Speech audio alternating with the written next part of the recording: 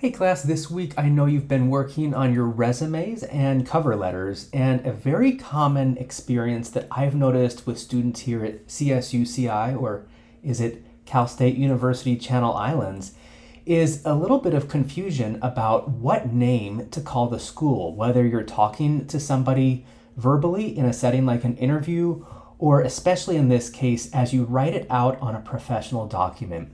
So thanks to every one of you who participated in this little extra credit activity called What Names Does Our University Go By?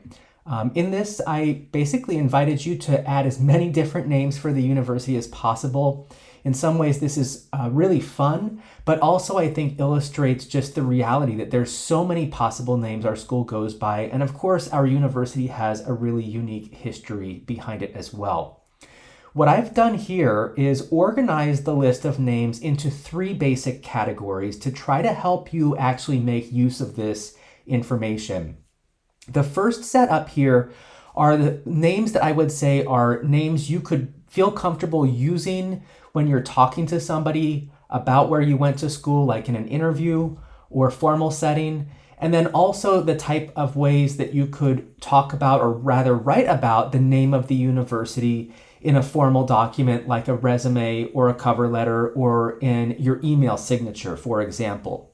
So those names are listed here. These tend to be where we have the full name of the school listed out. It can be a little bit more of a mouthful. I would say California State University Channel Islands is probably the best bet of all the options. It's the one that is full, accurate, and most descriptive. If you abbreviate it to California State University, it is accurate, but keep in mind there's many other campuses in the CSU system. There's a couple of others here. If you wanted to specify the Martin V. Smith School of Business, you could do that. And then the last three on this list of accurate and acceptable names, as I'm calling them, are the ones that are very long because they combine both the Martin V. Smith School of Business and Economics along with the name of the university. So California State University Channel Islands. Those would be pretty long if you actually spoke them out in person, but in writing, it is an accurate way to describe the program. So of particular interest, I'll say there's a few school names or ways typically of abbreviating the school that are technically accurate, but I encourage you to be very careful about using them because they can be confusing. And I say especially if you're communicating, where you went to school and you're talking to somebody who's not from Ventura County or even from California, this could be confusing. So CSU Channel Islands, we all know what that is because we're part of this community, part of this school. But some people outside of California might not know what CSU is, and they might not know what Channel Islands is. It gets even more complicated if you were to just say CSUCI. There's really no clue as to what that acronym stands for, or even just CI. Cal State maybe is a little bit better, but again, most people wouldn't know what Cal State CI is. So those are probably fine if you're just talking with somebody who's from the area and knows.